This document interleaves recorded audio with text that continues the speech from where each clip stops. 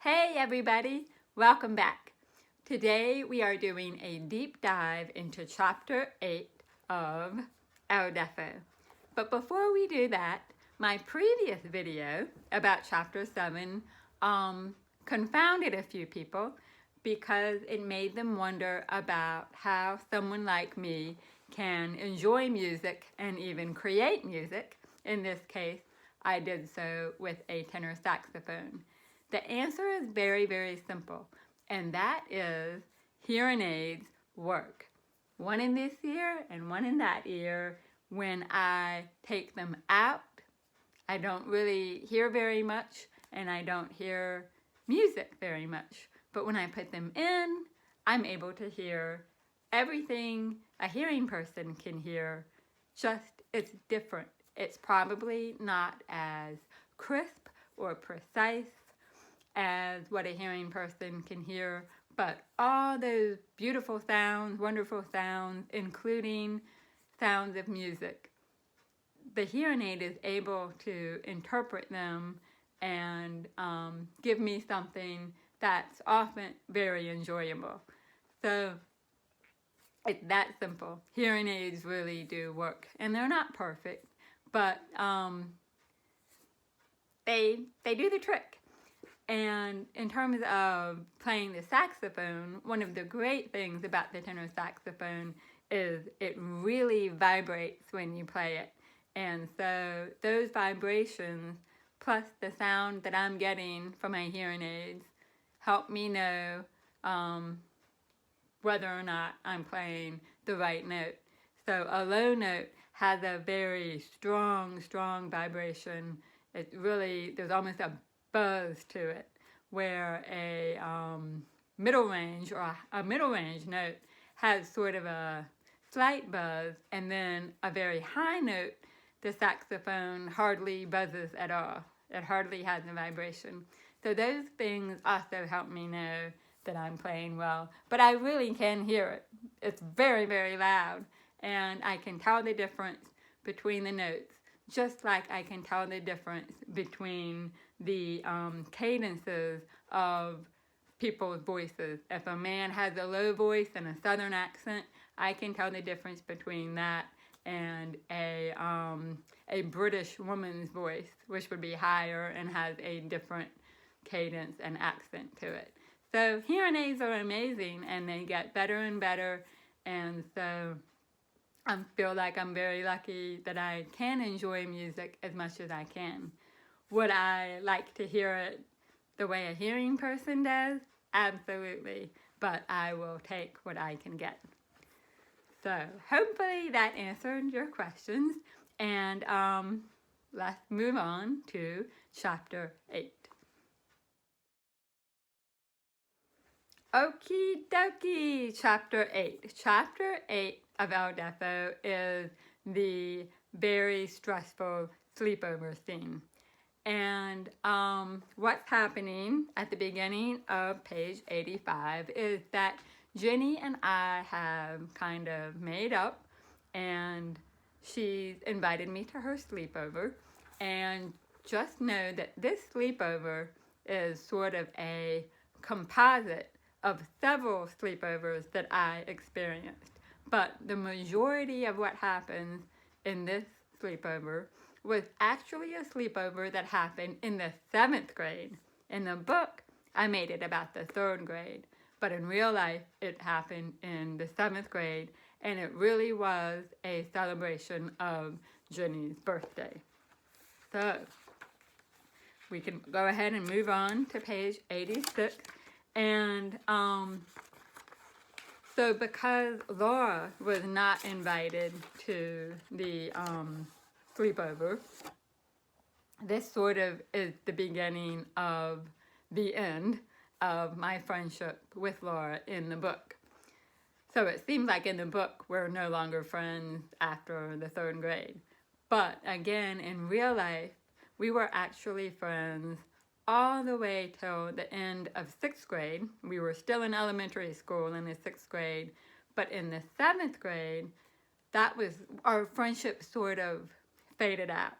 And to her credit, when we were in the 7th grade, in the very beginning of 7th grade, Laura invited me to sit with her at lunch. And so I had to make a choice.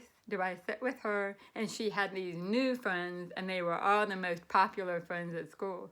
So this was my moment. I could have chosen to be with her and with the popular kids. But I was at this crossroads, and I just made this very strong choice. I'm not going to do that. And I ended up with a whole different set of friends. But in the book, it ends a little more simply. Anyway, on the end of page 86 in panel 6, on panel 6, at the end of page 86, that's really hard to say, I do mention Jenny's birthday, but that is not the real Jenny's birthday at all. I decided to do that to, again, protect her privacy. So, moving on, page 87, I'm very, very excited to be invited to this sleepover. So excited. And I made a packing list. And if you're like me, you really like to make lists too. They help me organize my time. They help me know what to pack for an exciting sleepover. They're just very helpful.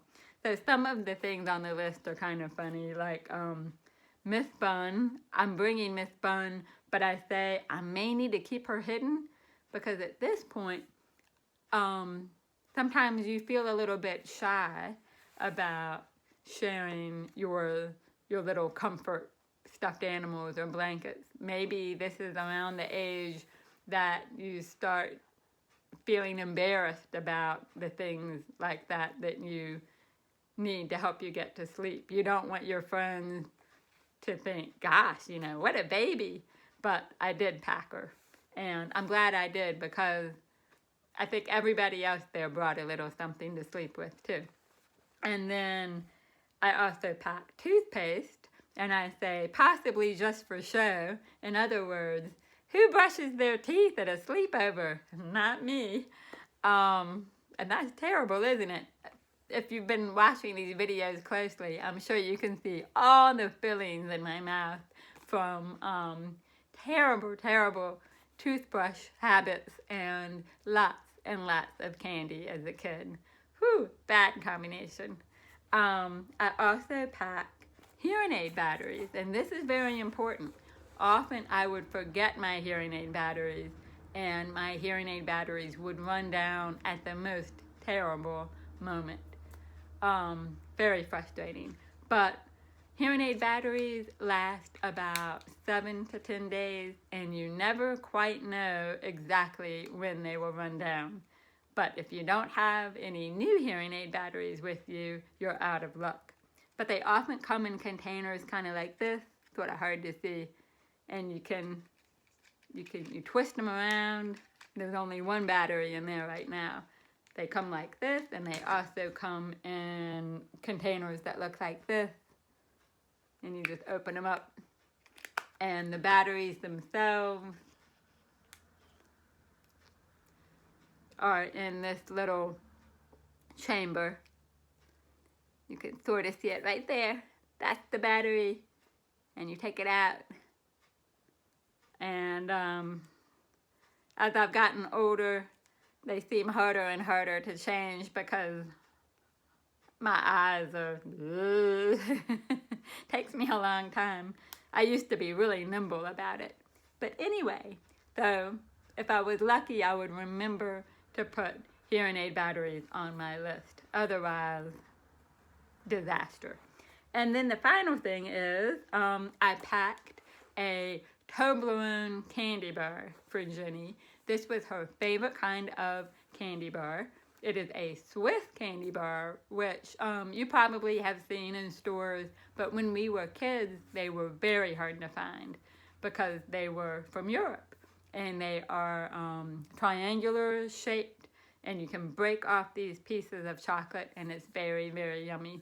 Her whole family loved the finer things in life, like European candies. And if you had seen the Easter basket that Jenny got for Easter, it would have blown your mind. Year after year, the most beautiful, elaborate Easter baskets filled with the most wonderful European, exotic, beautifully wrapped candy. Oh, so good. So, anyway, something to be jealous of. Moving on, I'm going to Jenny's house, and Mom is dropping me off. And in that first panel, on page 88, it's kind of ironic where it's, or even foreshadowing, where Mom says, call me if you need anything. And I say, I'll be fine, Mom.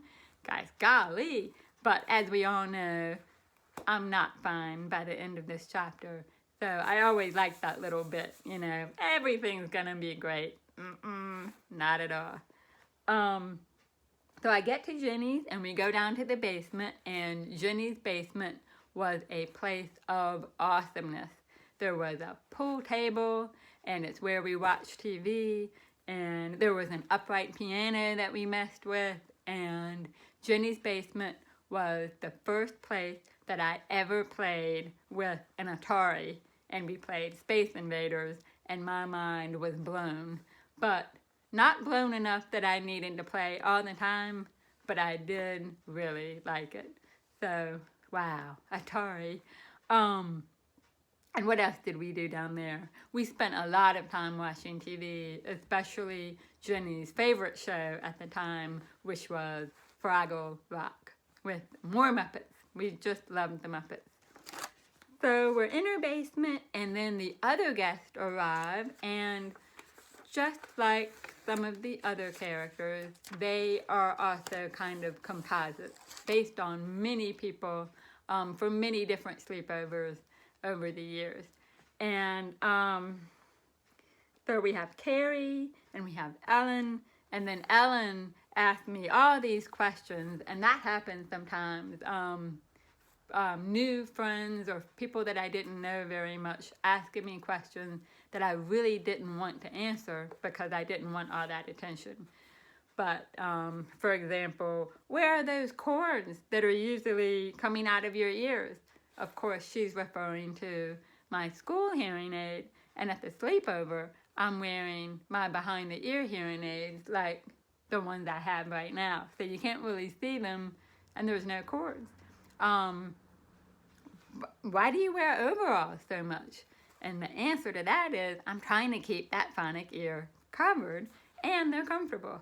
And the final question is, are you deaf?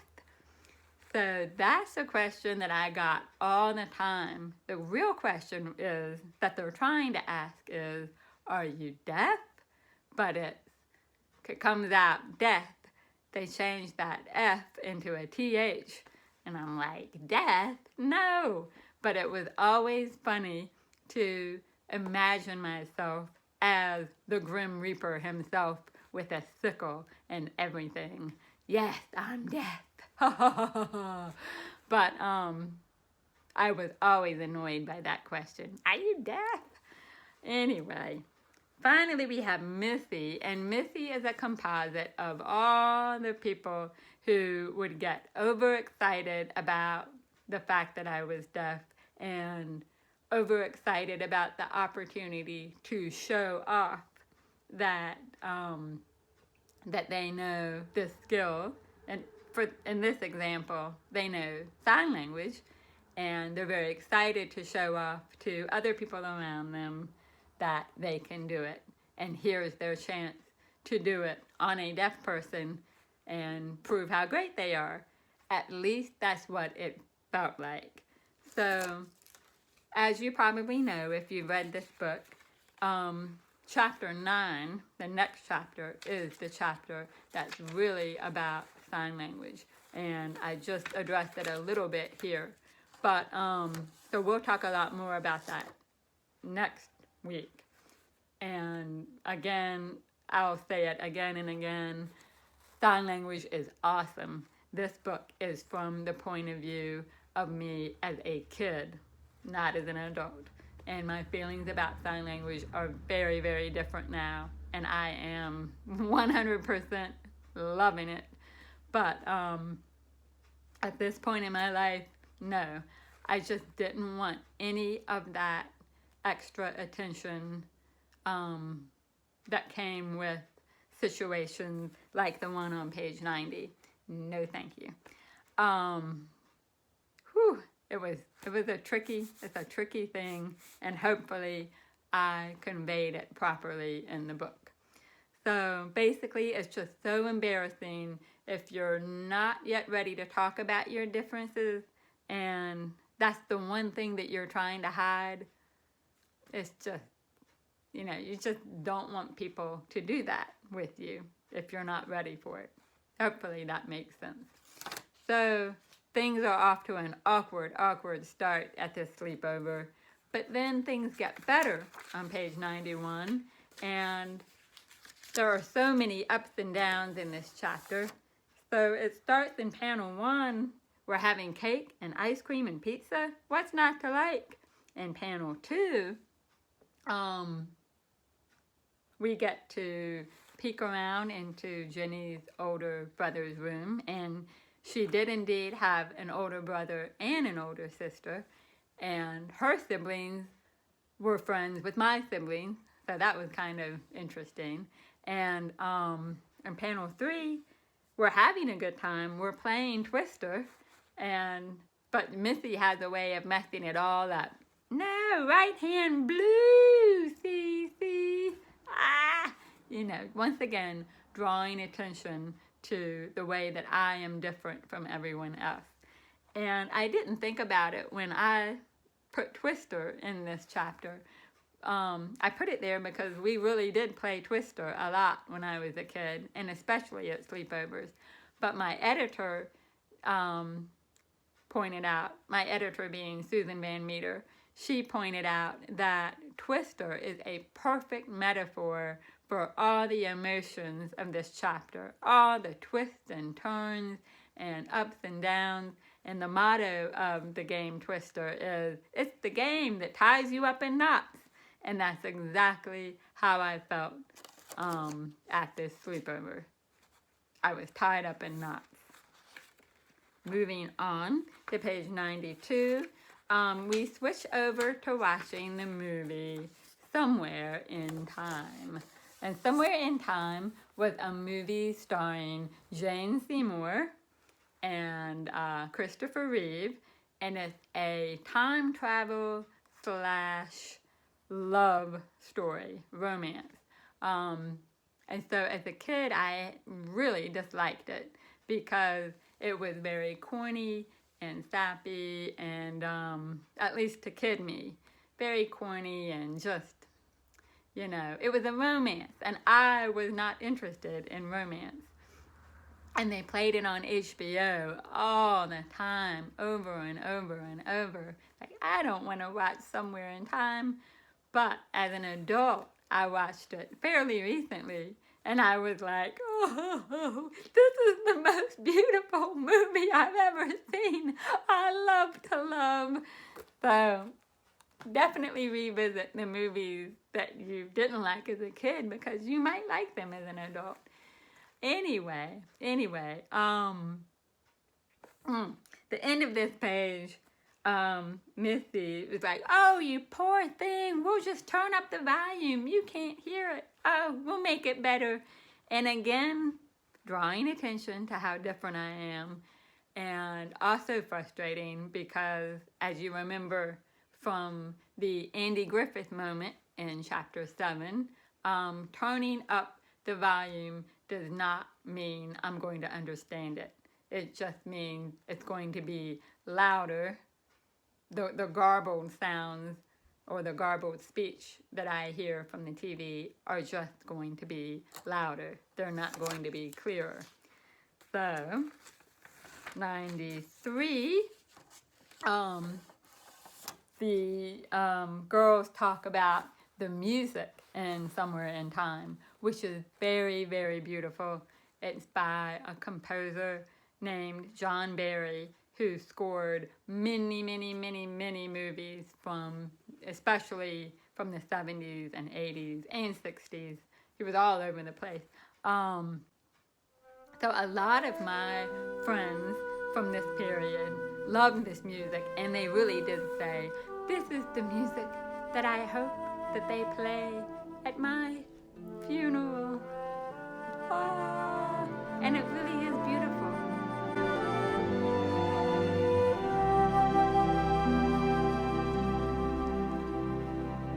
So, yeah, somewhere in time. But I wasn't having any of it, even the music. I actually preferred his other very famous movie song, the intro theme to the James Bond movie. Oh, yeah.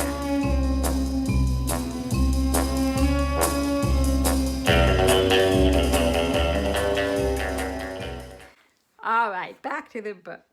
We're still on page 93, and the girls now decide that they want to do a makeover on me. Oh my goodness, no. I hated makeup then.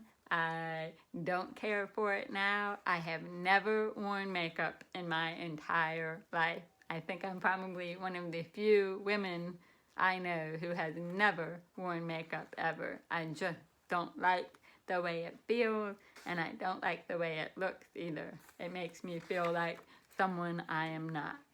So the thought of someone putting makeup on me was terrifying. So on page 94 and 95, I really do panic. Oh gosh, and running around and trying to get away from it. And the makeover thing did not happen at this particular 7th grade sleepover for Jenny's birthday.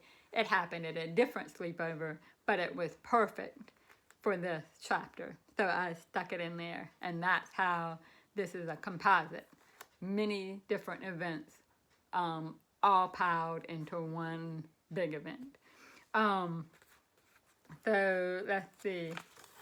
And then, of course, I take advantage of the ignorant question, which really was asked of me. Oh, can people with hearing aids, can they wear makeup? I'm like, of course they can. But I realized that this was my way out of it. So I say, oh, no, we can't. It messes up the hearing aids and stuff. And that helped me get out of that dicey situation. So page 96 and 97 is all about how we're having fun at first, we're all giggling and gossiping, and then Jenny turns the lights off. This really did happen at this birthday sleepover, and it was horrible. And it happened several times at different sleepovers. And I don't think at all that it was intentional. Not at all. But it's already so hard to be a deaf person in a large group and try to follow conversations and have fun with everybody.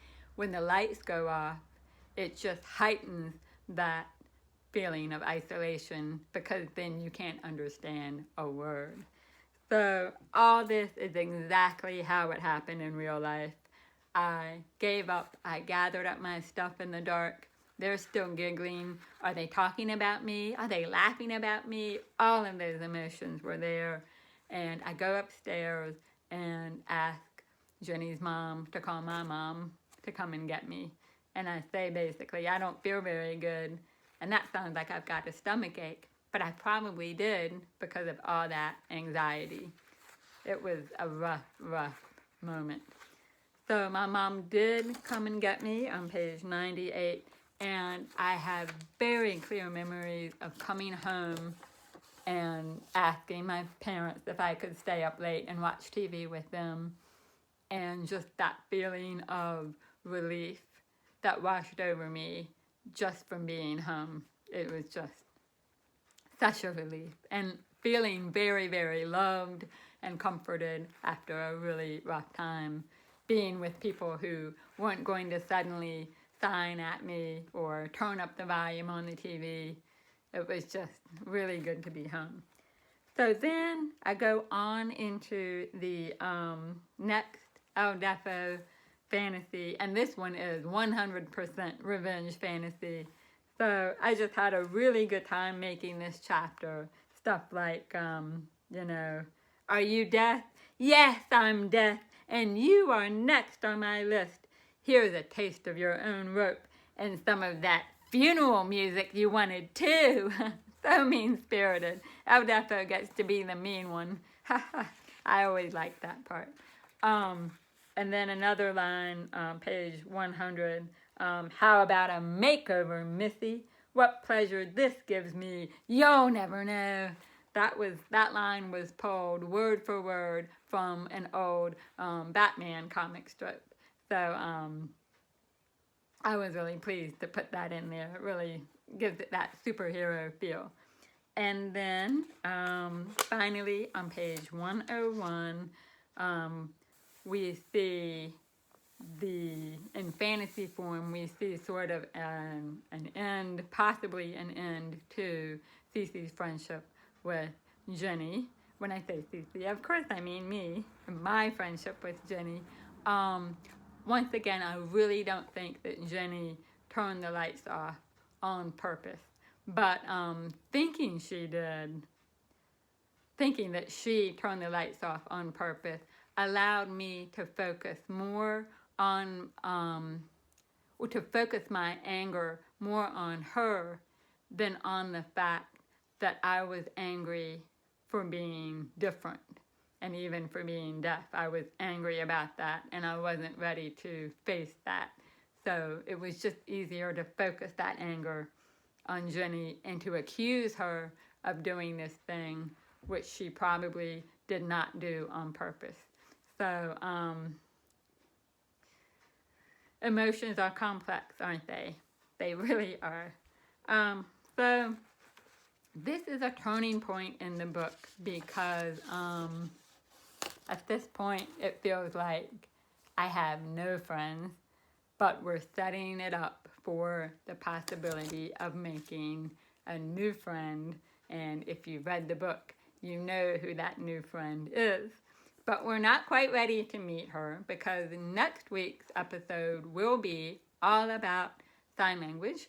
And I hope that you will join me for what will be a rather complex conversation about sign language and whatever else is in that chapter. So thank you so much for joining me today, and I look forward to seeing you again. And please do stay as safe as you can during these mixed up, twister-like times. All right, I'll see you later. Bye.